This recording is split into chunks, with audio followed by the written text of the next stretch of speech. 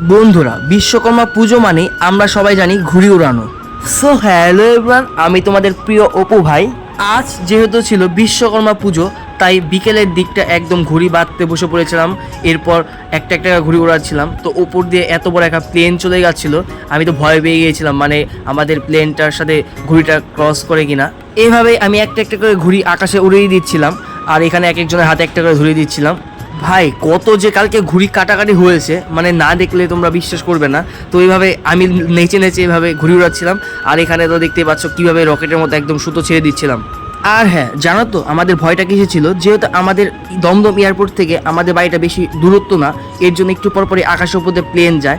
তো এই প্লেন দেখে দেখে একটা ঘুড়ি দেখে অলরেডি ঘুড়ির সাথে কাটাকাটি হয়ে গেছে। তো আমরা এইভাবে নাচানাচি করছিলাম সবাই আনন্দে।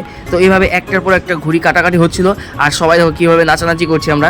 তোমাদের এবার বিশ্বকর্মা পূজা কেমন গেলো আমাকে অবশ্যই কমেন্টে জানাবে।